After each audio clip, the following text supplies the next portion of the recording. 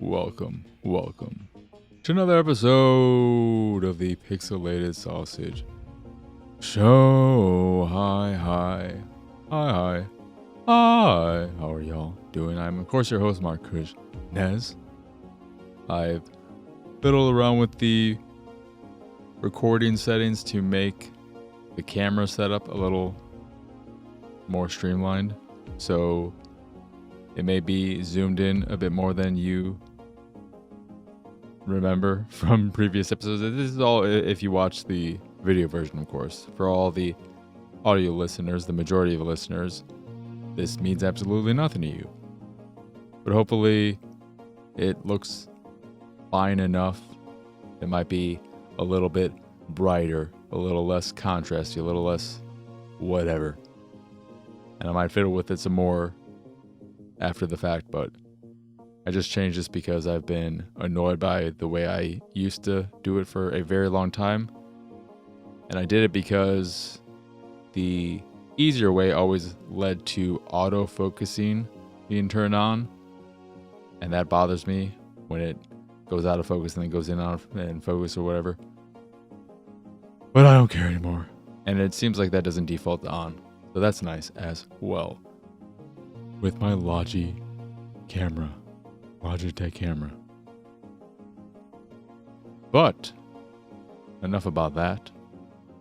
We're here to talk about games. But before I get to what I've been playing, there has been some news.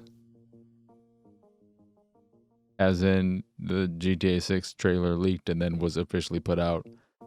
And this is not a negative. I may sound negative when I say this, but after I watched the trailer, my immediate thought was, yeah, that looks like a Grand Theft Auto game in all the best ways possible. But it just looks like... I wasn't able to get super excited about the trailer just because it looks like what I would expect a trailer for Grand Theft Auto 6 to look like, which isn't a bad thing. And it makes me very happy that we're getting another proper Grand Theft Auto game, because GTA Online is just not for me as much as I thought it would be. And maybe it's because I thought GTA 5 was such a letdown and easily the worst game in the series from a story and character standpoint. And even musically, radio-wise,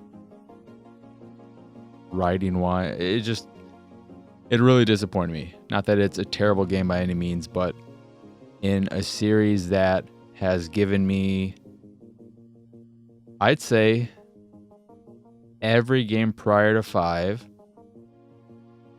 3D game that is, even though I do love the top-down ones, I was a fan from the very beginning, and I would say those games are quite good, even still to this day. Also love Chinatown Wars. 3 through 4 are all 10s for me. I adore all of those games. I think 4 has gotten a bad rap post its release, though I think maybe it's starting to come around, or at least die down in terms of the hate it got. I think with 4, people started to turn on it because they didn't think of it as one of the greatest games of all time. Still a great game, but really? Is it that good? But I adore it. 3 is my favorite, in part because it was the first, but also I have a soft spot for Claude, being the original protagonist and from the top-down games. I love the more traditional mafioso story, as opposed to your Scarface or your Boys in the Hood for Vice City and San Andreas. I would not make any arguments or attempt to argue that Claude is the best character in terms of depth or anything, because he's clearly not. He's just my favorite. I think I would probably put CJ at the top in terms of depth and character arc and all of that. And that game in particular, San Andreas, was a real surprise for me because I was worried I wasn't going to like that game going in because of the setting and it being not something that I really related to, but I thought that game was fantastic. And I like a lot of the experimental stuff they did in it, with having you be able to gain weight, get fat if you want to, get buff, get skinny, stuff of that nature, build up your stats by doing various actions. You increase your stamina by doing a lot of running or going to the gym or swimming and so on and so forth. And then 4, I just fucking loved the hell out of. I thought it played very well. I enjoyed the shooting in it. When you remove the lock-on nature of it, I thought it felt pretty good. I like the driving. That is one of the big things that people don't like about 4, but I love the driving in 4. I just think that game is great. And I like the vibe of the city, of Liberty City, of that version, that iteration of Liberty City. But then 5, I didn't care about the characters. I couldn't tell you any of the side characters, really. I just know that is Michael the main white old dude. He's got 2 piece of shit kids. The son reminding me of Jonah Hill in Superbad. And then is Franklin the black guy? I know he has the one friend and only because when I replayed a little bit of it or threw in the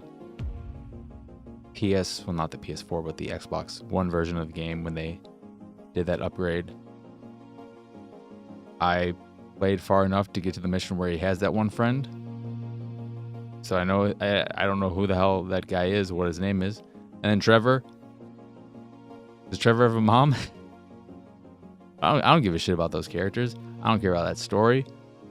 It's a very well-crafted world. Yeah, but that's more of a 8 out of 10, I'd say, which is not in any way a bad thing. Long story short, 6, we finally have seen an official trailer for it after there being gameplay leakage last year, I believe, which got me excited. And this is Vice City, as we all already pretty much knew. And more than that, it just seems like a big old Florida satirical crazy time. Looks good. Visually, it looks good. I want to see gameplay now. I don't want to see any more cinematic trailers. I want to see actual gameplay.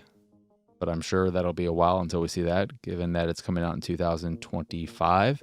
But that's all I care about now. I want to see if it looks as good as it looked in this first trailer, which I wouldn't be surprised if it does, given how well Rockstar has been at making the previous games. You look at Red Dead Redemption 2. That game, when it originally came out, absolutely gorgeous. It still is one of the best looking games to this date, and it's 5 years old. Grand Theft Auto 5, that was originally a 360 PS3 game, which is ridiculous to think about.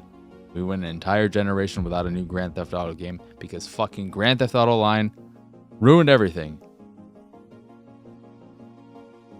But I'm excited for 6 and can't wait to play it. But right now, with the trailer, it's a Grand Theft Auto game. Big surprise. I did not like the song choice. That's the last thing I'll say. I did not like the song choice, mostly because I found out who it was after the fact. I'm sure I've heard some Tom Petty songs. I've never seeked out Tom Petty. I've never gone on my way to listen to his music. I couldn't tell you a single Tom Petty song. I don't even remember what the song was called, even though I looked it up to see what it was. I don't know what I would go with instead, but I don't think that was super iconic. But I could be wrong. Because Tom Petty's popular, as far as I know. I know the name at least. So that says something, I guess. But yeah, Grand Theft Auto 6. Yay. And then the last thing I wanted to mention before getting on to what I've been playing is I didn't realize the Wonka movie was so close to coming out, and it's been getting pretty good reviews overall. And I thought to myself, there is no way in hell I am ever watching this movie. I don't give a shit about Wonka. I don't like the Tim Burton movie. I don't like the Gene Wilder movie, even though I think Gene Wilder's fantastic casting. I don't care about this story, clearly. If I haven't liked the Fast 2 movies, why the fuck? No, it's just not for me, though. I do want to rewatch the first one. Just to see. But last time I rewatched it maybe a year or two ago. No. That said, when I looked up Wonka and saw the director, I said, who the fuck is that? I never heard of this person. This is probably going to be somebody who's made a bunch of pieces of shit before this, and it's going to cement the fact that I will never watch this movie. Click the name, everything changed. It's the director of Paddington and Paddington 2, the two best family movies of the last decade of this millennium. Fucking adore those movies. Does that mean Paddington 2's charm and wonder and delightfulness are going to translate into Wonka? Maybe not. Because you know what? I'd much rather watch a movie about this cute, delightful, charming little bear than Timothée Chalamet. I'm sick of him and his stupid fucking face. I'm over him. I was never on him. But if I was on him, I'd also be over him. I'm just, he's fine. He's fine. I don't fucking care. But now I gotta watch Wonka. When it gets to streaming platforms or home video, not in theaters. Though I have considered, and this is probably going to be a big deal to those who know me quite well and know my stance on theater going. I have considered, at least for a second or two here and there, going to a theater to see Godzilla -1. Because I'm very interested in that movie and it seems like a theater movie. But let us get on to what I've been playing. And you may see in the video that I've got a little fuzz going on. I'm thinking about a day or two ago, I decided, hey, you know what? Maybe I should try growing a beard again. And I'm still letting the hair grow out, in part because I don't want to spend the money to get a haircut, but also it's winter. It's perfect time to throw on a beanie when I feel especially ugly. So we'll see how that goes. I may end up, I already think I look fucking stupid, but with the super long hair, if it gets there, if I manage that, I could look like a complete jackass. But might as well try it while I can still grow the hair in the first place. Anywho, enough about all that. Today's games, as I get on to what I've been playing, include Chessarama, Truck and Logistics Simulator, Pinball M, Not for Broadcast, Battle Stations Blockade, The Traveler's Path, and Animal Hospital. And we are going to start with Chessarama, which is a puzzle game that uses chess mechanics. I was really excited about this game as someone who loves chess very, very much. It saddens me beyond belief. Great show. Watch it. It's free on YouTube. That, what's it called? Beyond Belief? I think so. Ripley's Believe It or Not is complete. Whatever. Chessarama. Love chess. Love the idea of a puzzle game using chess mechanics, which isn't a new thing. There have probably been other standalone games of this ilk, but most chess games have their challenge modes that give you specific puzzles to solve, but they're all mainly here's a game in progress or whatever, figure out how to get checkmate. And this is different. You've got 4 different themes. I've only played through the first 2. The first one is farming themed, and you take on the role of a knight, and you have to move the piece across designated spaces in a level and go on all of them to harvest them. If you go on one 2 times, you'll unharvest it. 3 times, you'll harvest it again, so on and so forth. But they start to spice things up as you progress in that section by having gated paths that you can only, or fenced off areas that you can only go on once, so you can't backtrack or do anything of that nature. And then the second area is soccer themed, where initially you only have rooks, but they throw in the other advanced characters, not pawns, that is. So you'll have bishops in there and knights, no queens. And you have to create a layout of your teammates so that the player holding the ball who is stationary, can't move, can be any of the pieces, could be a bishop, could be a rook or whatever. And then create a setup so that when you click them, they'll pass to one piece, then they'll pass to another piece, eventually to a piece that is in position to score a goal.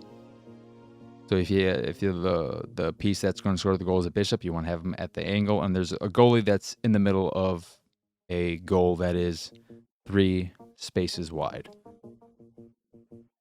They begin to spice that area up by blocking off sections of it or throwing in cones that you can't get around, can't kick over.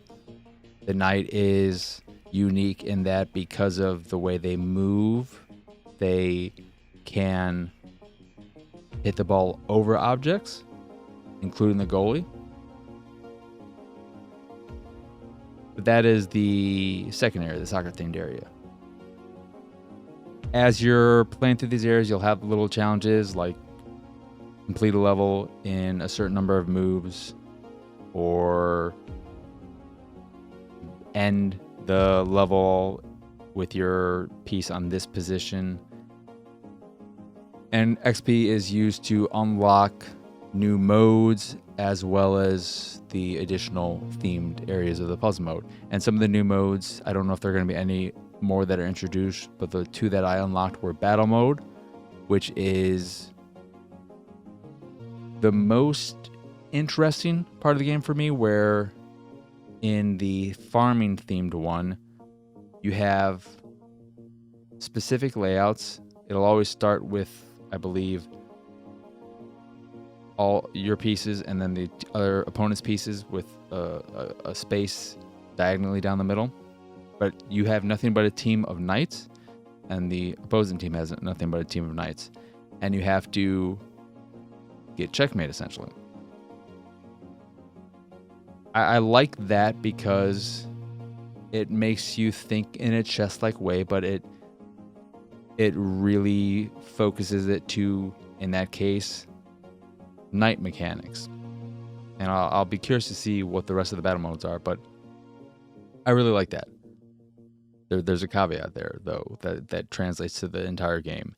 And then the other mode I unlocked was just a traditional chess mode, which is nice that it's there, but it's very limited in nature and usefulness, that there'd be no reason to play chess in this game as opposed to a regular chess game, because it works in that they put up a fake type of searching for player thing, and then you see a ranking, you get a number that is supposedly indicating their difficulty, I'm guessing, but you can't pick the difficulty. I didn't see a way to pick difficulty, and there is no stat tracking, so you can't see how many times you've won, how many times you've lost, what your rank is, so on and so forth. You can't see your previous games and look at how they played out. So it's nice that it's there, but really, if you love chess, you're going to have a dedicated chess game for that. And at least in the first game I played in the chess mode, the AI was pretty stupid. They weren't so stupid to fall for the blitzkrieg, which is what I always attempt in any chess game at various difficulties, to see, okay, I want to know what difficulty the AI will not fall for that. Because if the AI falls for that, they're too stupid. Move on. That's always the test. I test that against.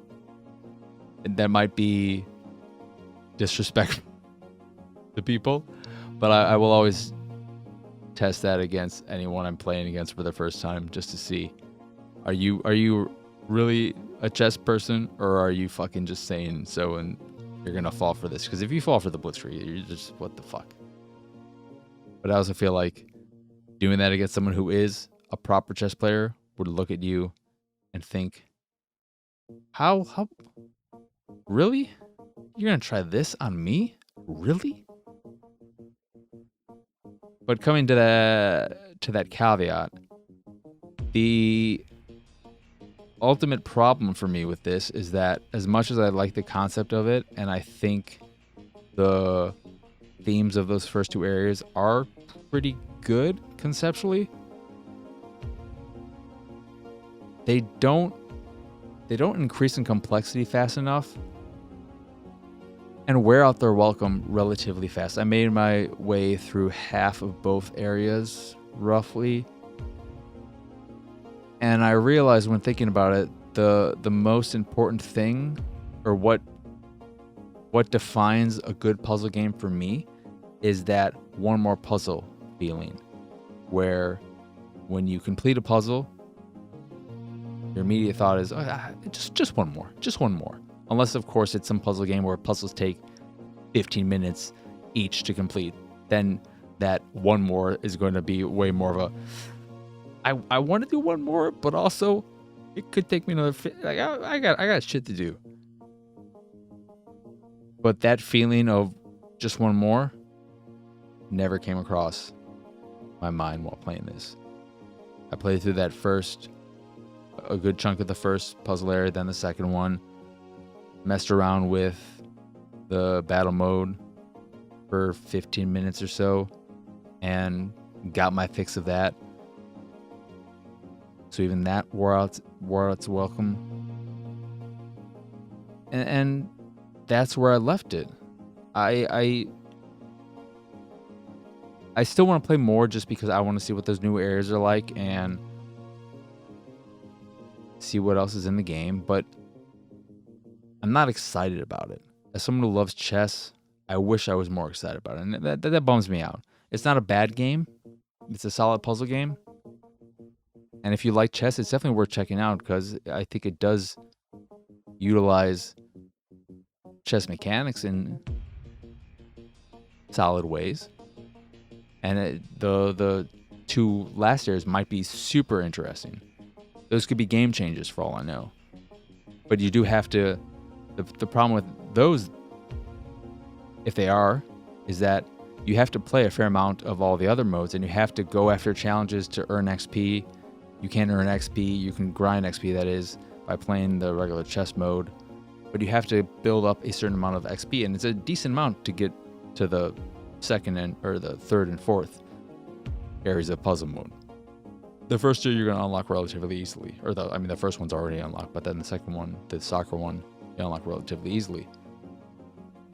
Yeah, it didn't leave me excited at any point, sadly. That is, again, Chessarama. Next up is Truck and Logistics Simulator, which is a game in the vein of so many truck simulators and the SnowRunner, MudRunner games. These games where you find a task and then you have to complete it. It's usually a delivery job. With the biggest difference for me with this game, with Truck and Logistics Simulator, is that while a lot of them are open world-ish, they still traditionally have some kind of campaign or thing that is guiding you along a certain path. You can go and make your own choices to an extent, but you still have some kind of linear path, for lack of a better word right now off the top of my head, because I'm freaking dumb. But in Truck and Logistics Simulator, they just throw you into the game. They give you a very little amount of money that can only purchase one vehicle, which is, I believe, a minivan. And then you're thrown into the world. There's not really much of a tutorial at all. And that's it. The map will be covered in icons that you go into, and then you'll be given a list of missions that you can take on that'll range in length and then the payout. Then you just do it. I thought, after spending a little bit of time with it, that it was a very relaxing game. It is super friendly. It's very casual friendly, more so than any of these games I've played before. The only thing you really have to worry about, you do have to fill your gas tank if it's running low, but that's no big deal. And you have to obey the rules of the road. But as far as I could tell, the only rule of the road you really have to follow is avoiding speed traps or slowing down when they are on your path. But running through red lights, crashing into cars, there was no real penalty for any of that. You will get a ticket for speed traps again, but when I was on missions, if I crashed my car, I didn't have damage fees, repair fees after I finished. It seemed very hard to damage the cargo I was transporting. And it's also very hard to impossible once you've attached a cargo to the back of your vehicle, for it to disconnect from a crash or something, or taking too wide of a turn or too sharp of a turn. So it controls fine. The driving is very responsive and, again, very casual friendly. You don't really have to worry about braking, or it's much more arcade centric than sim. This is called a simulator, but it in no way felt like a simulator compared to all the other simulators I've played. This feels like the least. It seems like simulator is just there because that's what you would expect in a game like this, in the name for it to have simulator. But it feels way less simulation based than any of the other ones I've played, which isn't a bad thing, because it makes for a very pleasant, relaxing time. It doesn't look good at all, but many games in this genre don't look good. The runner games are probably the exception to the rule of these games looking like shit. But again, if what you want is some casual friendly simulation delivery driving, that's what you're going to get. You earn money, then you buy some new vehicles that'll open up new missions, and you just keep doing all that. There's a day-night cycle. You got your windshield wipers. I did find attaching cargo was a lot easier to do in third person, and then when actually transporting it, driving, I much preferred in first person. But I was pleasantly surprised by how relaxing it was. I was worried it was going to be some, and I was worried it was really going to throw me down a bunch of menus right off the bat, but I appreciate the fact that it just says, here's some money, buy this one vehicle, don't even think about what to buy right now because you can't buy anything else, and then just go deliver some shit. All right. And that's what I did, and I had a good time.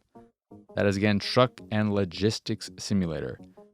Pinball M is the new standalone pinball game from Zen Studios, makers of Pinball FX. And this is monster themed. That is what the M stands for. Currently, there are 5 tables in the game. I believe one comes with the standalone product, and then 4 DLC tables. themed around Child's Play, The Thing, Duke Nukem, and what was it? So The Thing, Child's Play, Dead by Daylight. The Duke Nukem table seems weird just in that I don't think of Duke Nukem as a monsters game. It just seems weird. It seems like that should be in Pinball FX and not this. Give me Frankenstein. Give me the Mummy. Give me the Invisible Man. But those might be in FX for all I know as actual license table. I'm not sure what the update or DLC future for this is, if there's a plan to release a bunch of other monster tables. But what is there? And the tables themselves cost, I got a code for it, of course, but if you were to purchase them individually, they cost $5.50 a piece, which seems reasonable. The last time I remember looking at the price of tables is that I'm not sure if you can purchase all of them a la carte in Pinball FX now, or if it's some and some are locked behind the subscription service. They lost me with Pinball FX with that change. But the last time I remember looking at tables, I think it was it Indiana Jones that cost $15 for one table? And it was just fucking insane. Anyway, I played through all the tables. I think The Thing is the worst of the bunch, both from a visual standpoint, from a playability standpoint, and from the fact that the voiceover is some fucking random dude. I don't like the voice. I don't like whoever they got to do the voice work for it.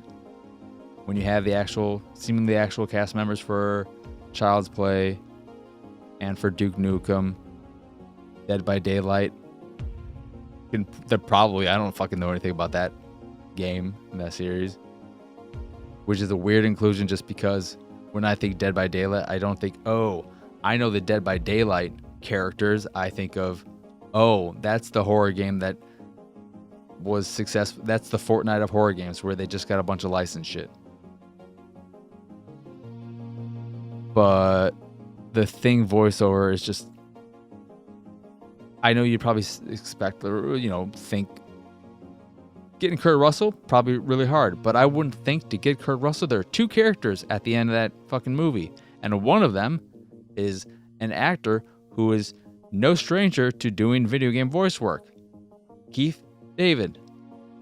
You couldn't get him to do the fucking voice over? That would have been so much better. But that table looks like crap. I don't like the way it looks. I don't like the way it plays. And that's true for all of it. I've really come to the point, I don't know if things changed or I just got accustomed to the Pinball Arcade physics engine, which by all accounts I believe is considered to be a much more authentic, realistic physics system. And maybe I just suck. But I find that the ball likes to fucking just go down the middle of the goddamn fucking table so often in Pinball FX tables. Or it likes to fucking bounce and go on the sides. The ball likes to fucking end up in the gutter. I can't stand it. I don't know if it's just that they've designed their games around really making you have to learn how to tilt the table to keep runs alive. But I've never been good at that. I also don't like the fact that when you tilt the table on the Duke Nukem table, he says something like, "Oh, what a time for a quake," or something along those lines. And I really wish, because when you're tilting it, aren't you kind of shaking it a little? You're shaking it, and I wish you said, "Shake it, baby," because that is the line for me that I most attribute to Duke Nukem. So when I was a kid and one of my mom's fellow employees let me play Duke Nukem on his laptop, I was very young, and when I got to that strip club, you better believe I made that baby shake it a whole hell of a lot of times. So that is what I think of when I think of Duke Nukem. Shake it, baby. But as much as it bums me out too, because I remember how exciting it was when Pinball FX2 came out, and every time they come out with a new table and competing with friends, and especially remember competing with the old, for anyone who remembers it, signed in an Xbox podcast. Was that the name of it? You gotta remind me, Lunchbox. It's been so long, and I know it's been dead for. I haven't kept in touch with those folks. Super Fro. Can't remember the names of the other ones, because I think I remember them more by their real names, and then Super Fro. Super Fro Jeremy, is that his name? Anywho, those are the good old days. And every time I try to get back into Pinball FX, it just does not feel right. The tables, overall, the tables look great. Yes, the thing looks bad, but the other tables, they look great. The one that comes with it, that is Deep Down or something, which is a nautical themed one, looks fucking incredible. That table looks so good. And they also have, it was weird too jumping into it, because I don't even remember any of the other games, even though they're technically new doing this. It tutorializes everything and tells you how to play and how pinball works, basically, and that felt a little weird. But there's a token system for completing. Every time you complete, you get some tokens, which you can then use to buy new art for a table or new themed balls and stuff like that, I think.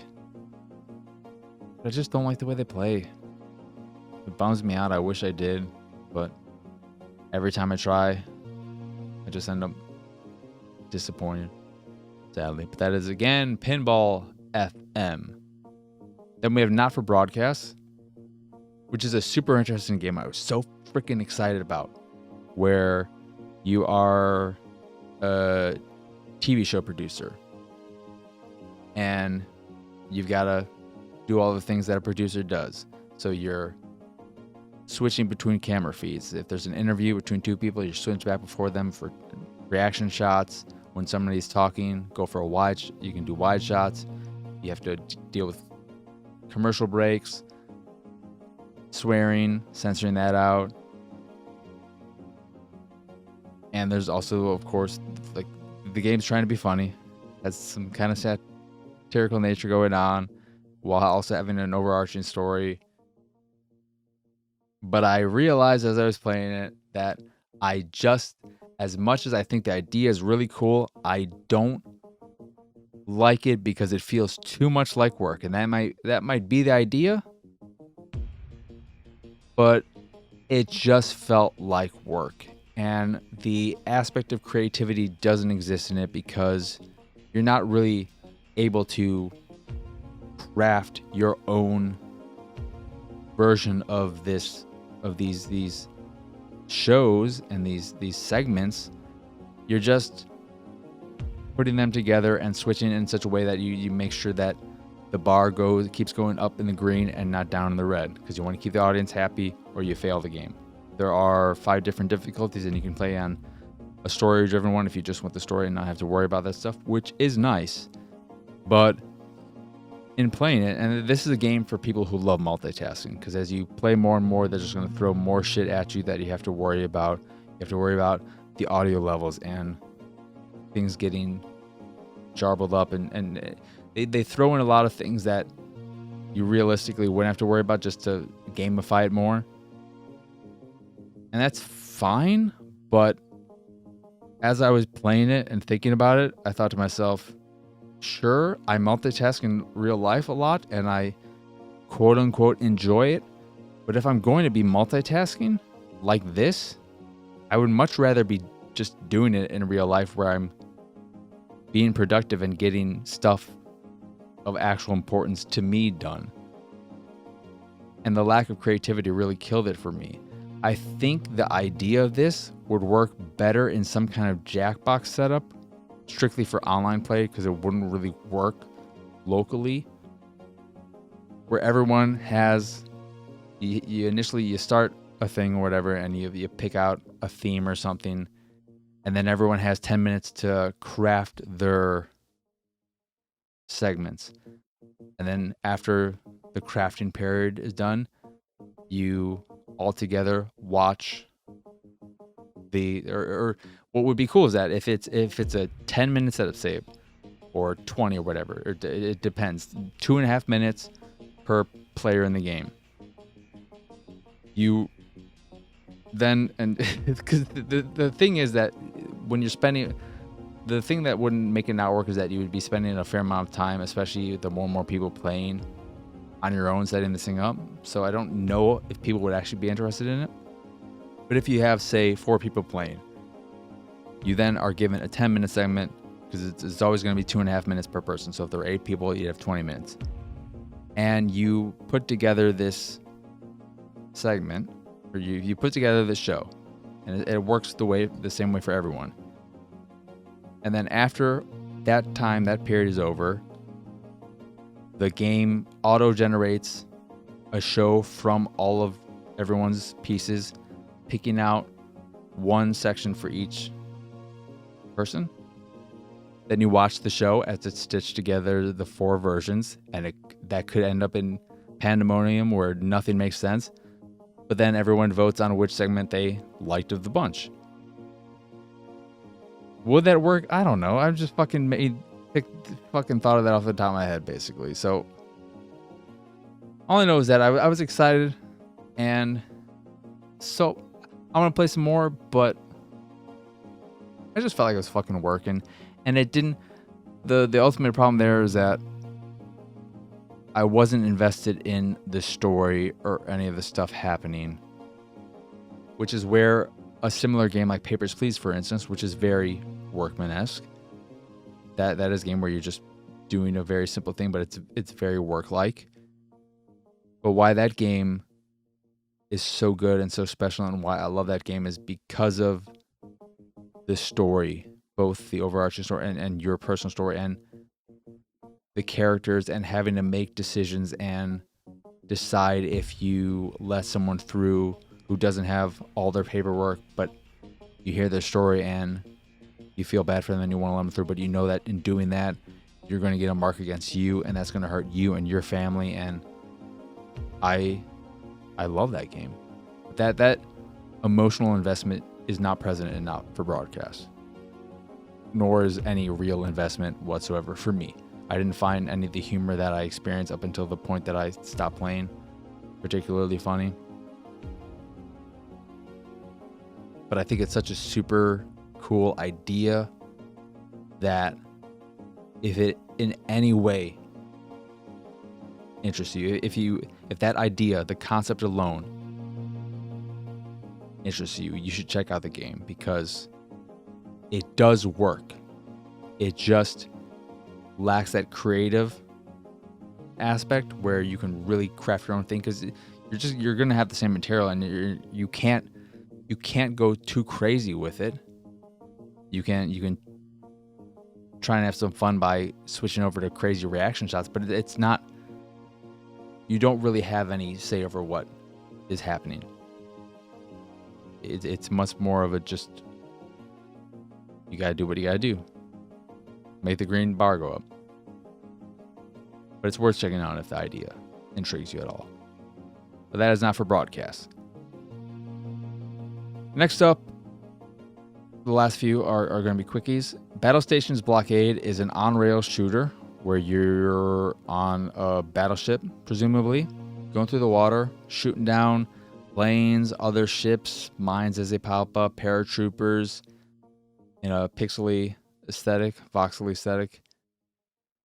That is incredibly boring with fucking fucked audio. I guess it's supposed to be the engine of your ship or something, but there's this constant the entire time that immediately I fucking turned down both the both volume settings, immediately dropped them down. Now, I'm not even going to waste time just muting my TV. Just turn them down in game, because I never want to hear this audio. And the rest of the audio does not sound particularly good either. But then levels, I only played the first level because the first level took 10 or 15 minutes. It fucking went on forever, and it's not fun. It's not challenging because with every kill, you get health back. So you're just in this cycle where even if the enemies don't do that much damage, but even if you take some damage, you kill a handful of enemies, you're never going to have to worry about dying. Maybe in later levels, they really bombard you with enemies, but then if they're bombarding you with enemies, you're going to bombard them with kills and you're just getting a bunch of health back. So levels too long, too boring, not fun. The switching between which you use with, I think the left trigger brings up the radio menu for switching between weapons. That fucking thing, sometimes you select a weapon, doesn't work. Then you try selecting again, doesn't work. Then you select it again. Oh, that seems busted. The radio menu also initiates when you're in the main menu or in the pause menu. And then sometimes you'll unpause and you'll have a different weapon and you're like, I didn't fucking pick this. And then you try to go back to the weapon you were using because that was the one that was way more useful in this situation. And then it's not fucking working. Annoying. But just a boring game. Then the Traveler's Path is very, very simple. You have a little dude with a starting point, an end point, and then all of it, the area is made up of a bunch of blocks, a bunch of pieces that you can rotate or switch with any other piece, except there'll be instances where you might have a mountain piece that you can't move, so you have to work around that, or they'll have other pieces that are a certain color, and those are locked in place as well. And you just have to position the pass in such a way that the dude can get from starting point to end point.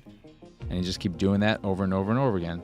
They eventually will add coins that want you to get that spice things up a little bit. But it's pretty simple and straightforward. Great a path game. And I enjoyed it. It was fine. It was fun. It was incredibly easy. The time aspect of it, because there's a par time for each level, it's not how long it takes you to complete a level, but how long the character takes to go through the path you've created. So you can take as much time as you want in finding the best path, because ultimately the time part of it is just based on once you've completed the path, made a path that they can go through, how long does it take them to go through it? Simple, straightforward, nothing too crazy, but you like those types of games, give it a check. Give it a check-see. And then Animal Hospital is awful. You inherit an Animal Hospital, I believe. And I played through 3 days of animal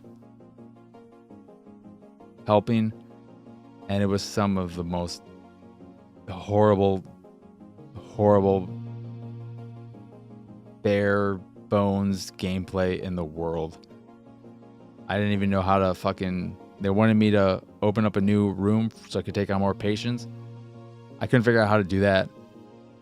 But it didn't matter, because unless things really changed in those first 3 days, all it was an animal walks into the animal hospital, you interact with them, you take them to a patient room, and then you find what's wrong with them, which is not hard to find.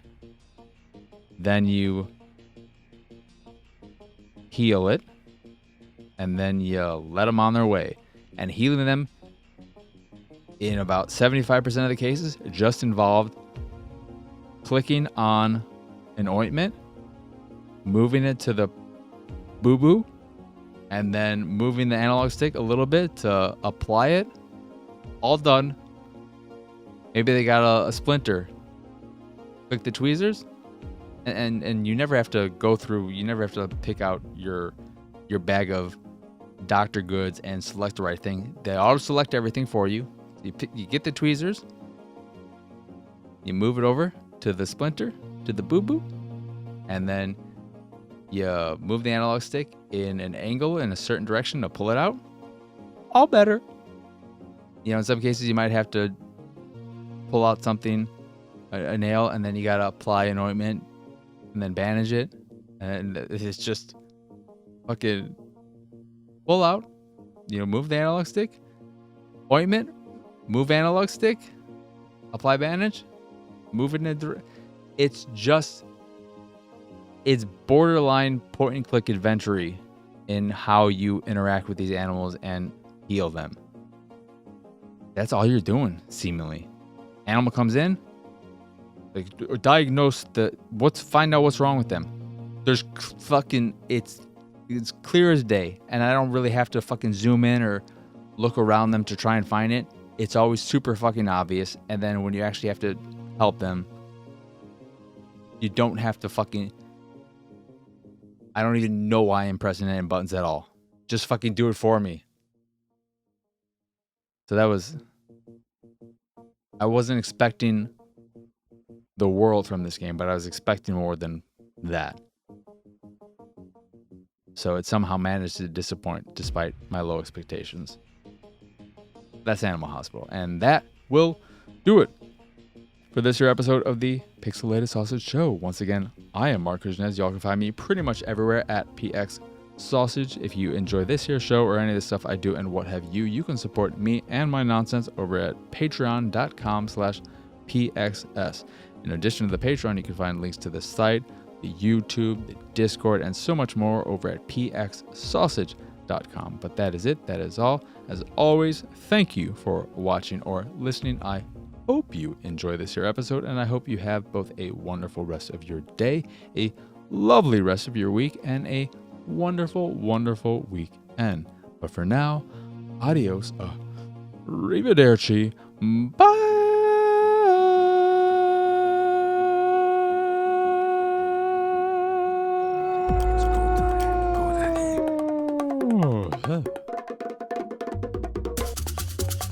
It's go time, go daddy.